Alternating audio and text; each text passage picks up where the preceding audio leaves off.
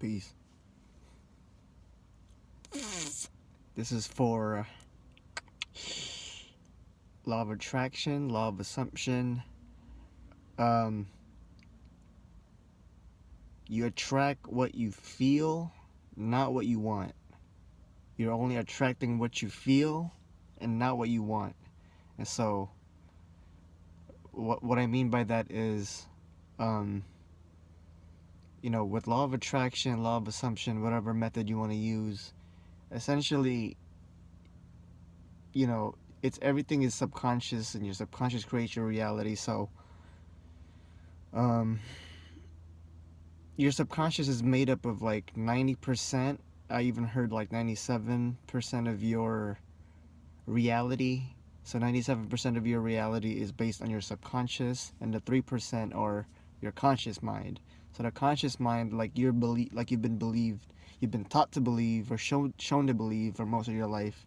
You think that creates your reality, and it doesn't.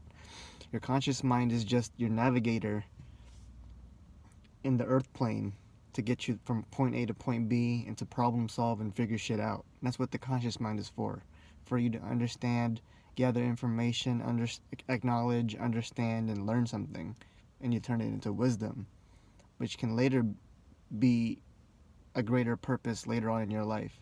But your subconscious is the ultimate creator of your reality, and so your subconscious, I want to say, is made up of your or since your subconscious creates your reality, that means that um, for law of attraction or law of assumption for LOA, that pretty much means that the reality that you're creating, or the reality you're experiencing, is based on your subconscious, and based on your subconscious are the things of your experiences. In other words, your experiences are your human experiences in your life are what created your subconscious. Because people always say, manifesting coaches, LOA, the authors of LOA, law of attraction, law of assumption, all these authors and these writers and these philosophers about law of attraction, law of assumption, they always tell you that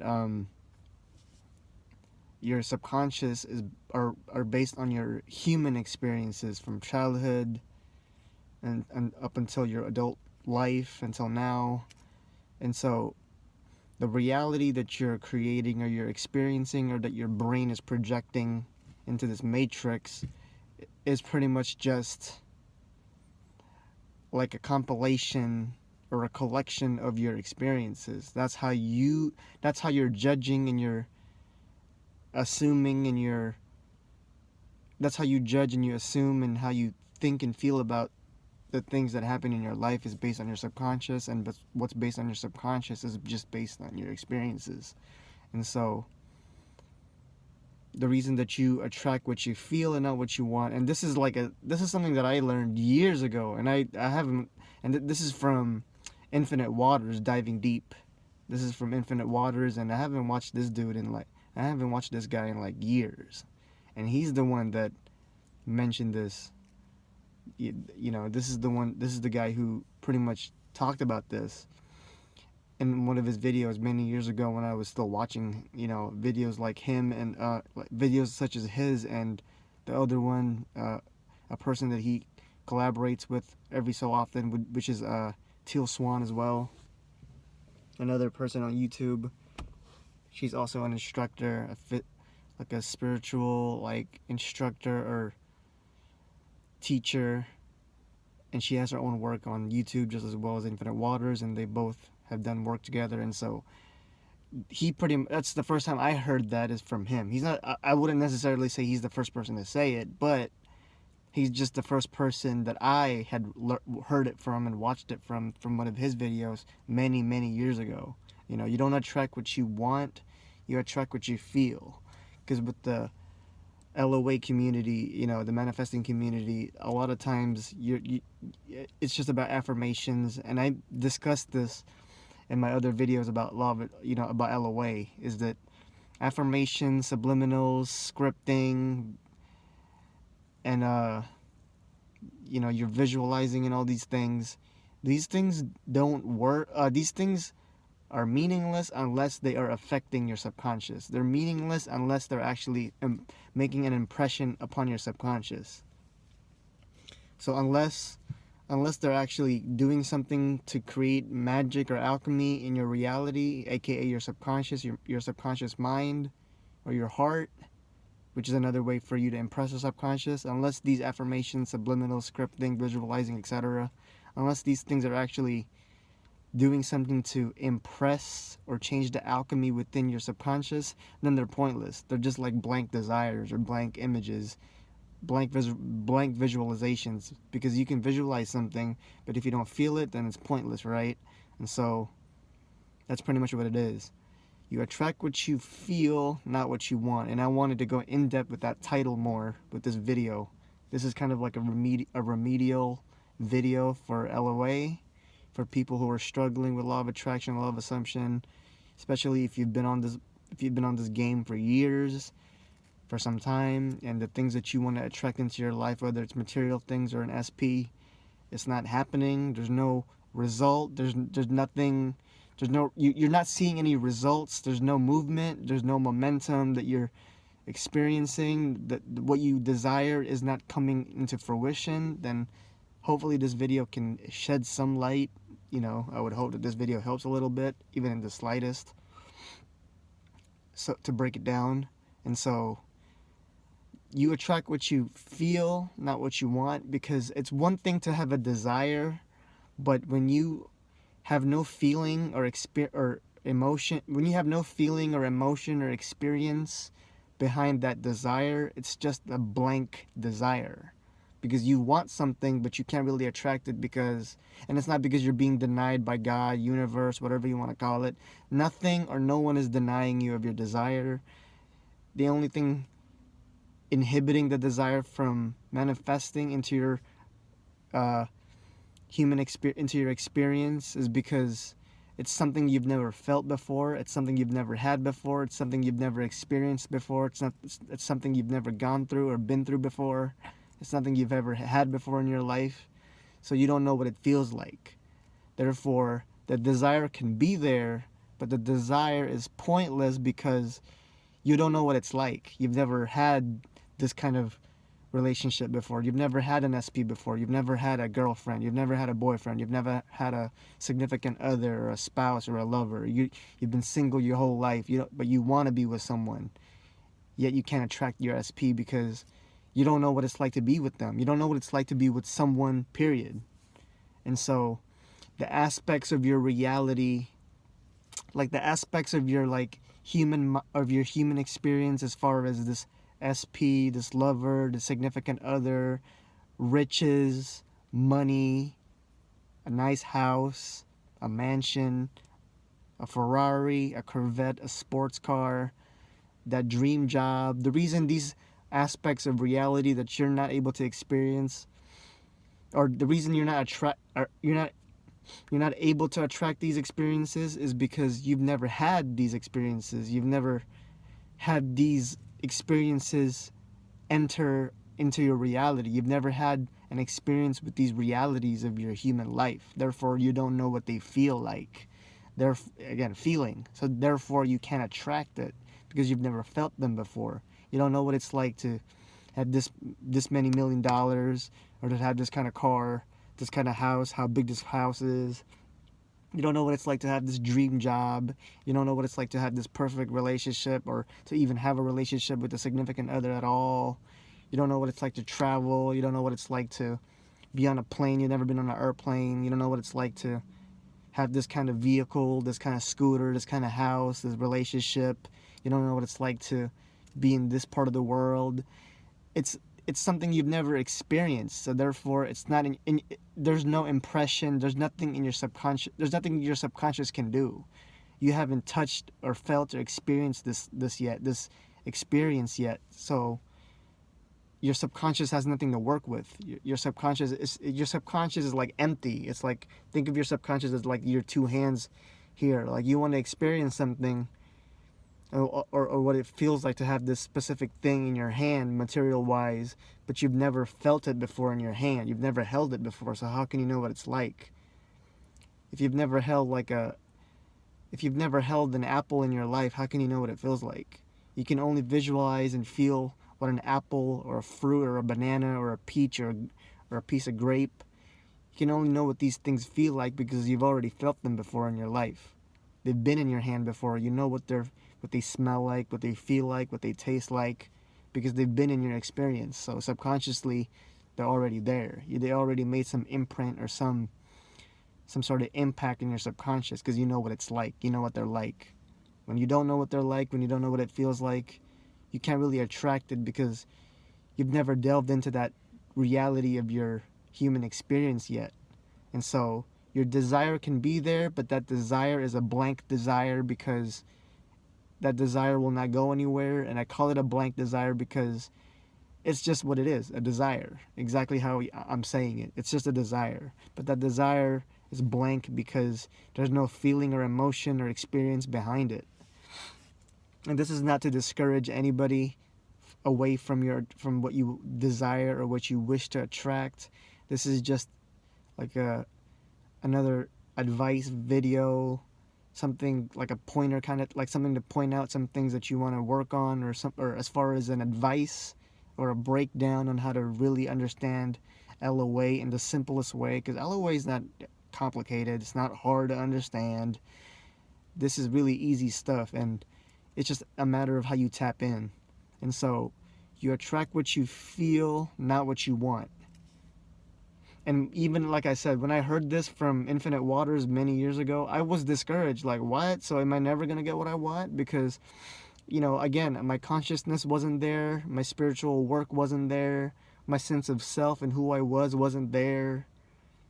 I was still learning a lot of things. And so I was just like a kid who wanted a toy or a candy. I wanted something, but I didn't know the so-called science and the logic and the spirituality and true understanding and alchemy of how the subconscious mind works with creating your reality, and how you really tap in with your feelings and your emotions and your understanding of who you are and how things work in this reality, as far as the science of spirituality and law of attraction, law of assumption, momentum, vibration, frequencies. These are things I had to learn because I didn't know how to tap in. I didn't know how to do it. All I knew was that I had a desire, and that's it. I had a desire and I wanted it. That's as far as it went. I want to be with this person, that's all that I knew. I want to have this car, that's all that I know. I didn't know how to really have the breakdown to understand how to really get my mind to understand how to make things kind of move into a momentum and start having things click. Like, oh, okay, so I got to tap into it with my feelings and my emotions. I got to really come into a mental, spiritual, and deep understanding on why I'm not attracting it, how to attract it. All these basic things about the spiritual science of how it works. I just didn't know how to do it. I got stuck with the desire, and that's as far as it got. I didn't know until pretty much now, and I'm still learning, but I didn't know that your experiences with your life and your subconscious, and understanding the subconscious is how you create your reality. How you create your reality with your subconscious mind is really how you do the alchemy. Because you don't attract what you want, you attract what you feel. And that's not to discourage, because if you've never had this thing or had this person ever be in your life, or have this aspect of your human experience ever be a part of your reality or your life, or your life, you will have a harder time attracting it because it's an experience that you've never had before.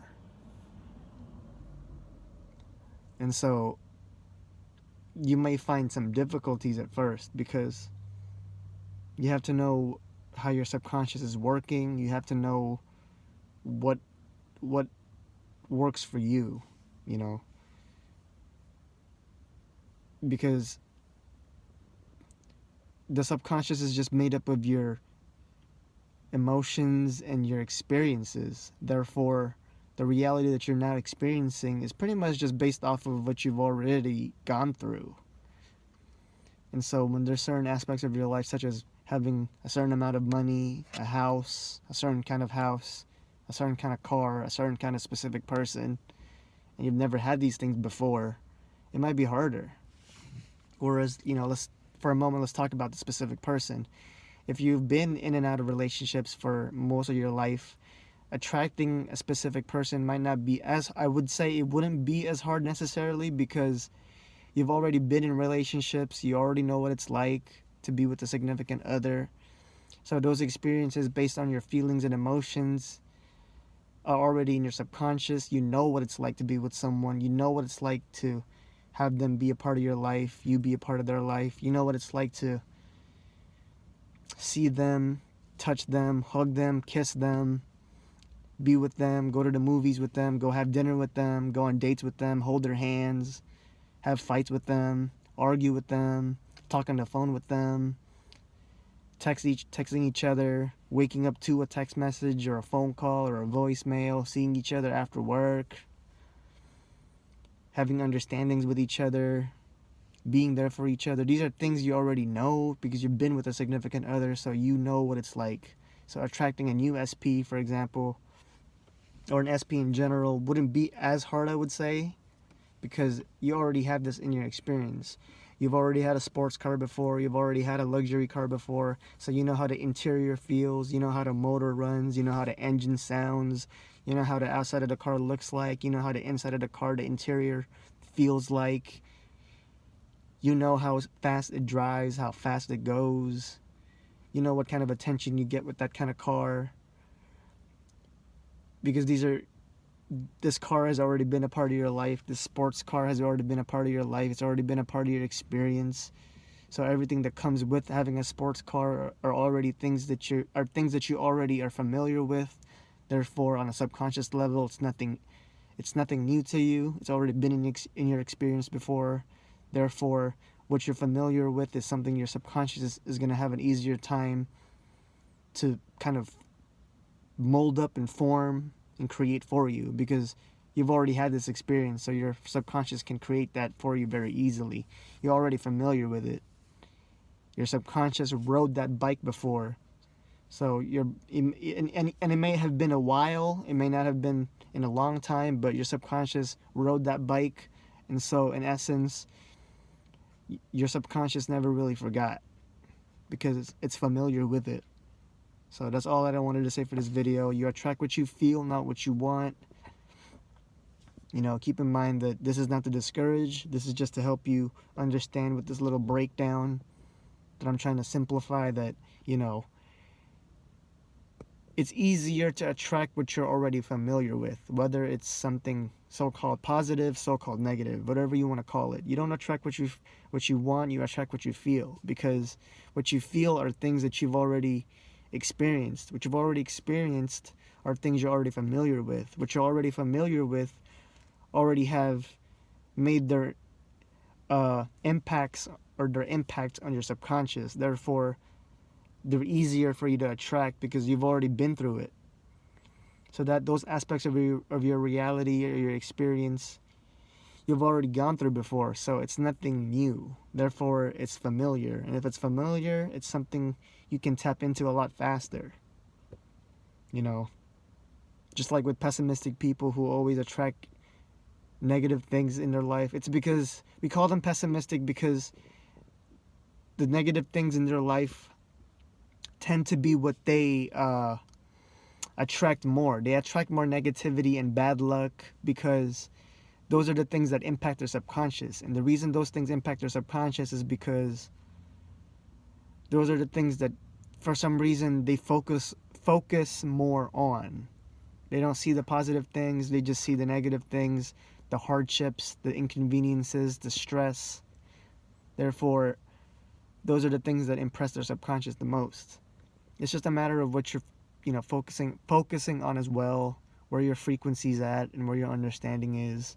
And so yeah, with that being said, this was just another little video real quick. So you attract what you feel, not what you want. and it's based on your experiences. You attract what you feel because you've already felt or experienced those aspects of your life. You've already been through them. You've already felt them. You already know what they're like. Therefore, you've grown a familiar. You've been familiar. You're familiar with those things already because they've happened before. You've gone through them already. They're nothing new. And so, if they're nothing new, then there's something. If they're nothing new, excuse me. Damn. If they're nothing new, then then that means that it's something that you are already familiar with, and familiar things are always easier to attract because it's already in your subconscious, it's already in your experience. So with that being said, yeah, you attract what you feel, not so much what you want. You can attract what you want if you can learn to tap into it, if you can learn to tap into what it feels like.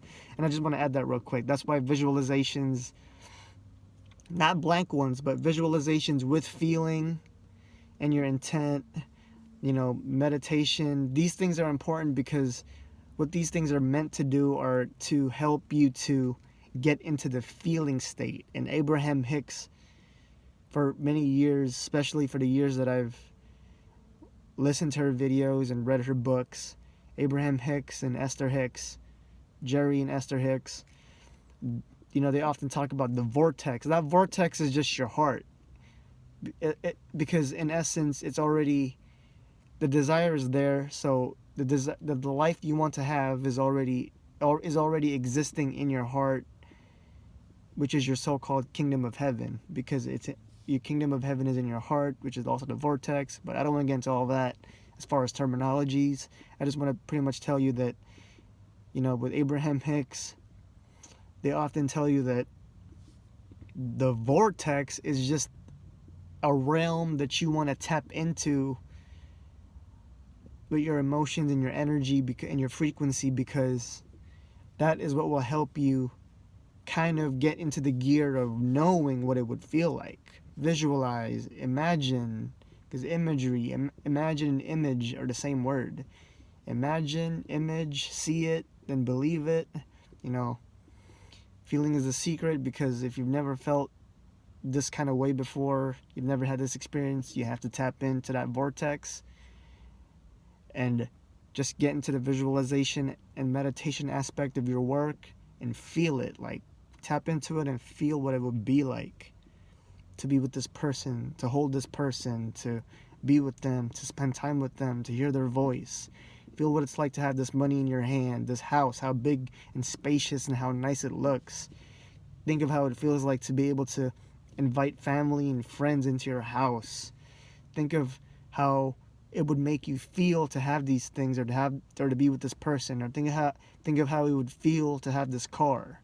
How does the interior look like? Why do you think people who want to buy a specific sports car or any kind of car in general, when they always want to look up the car on Google, and they hit Google Images and they want to look at the interior.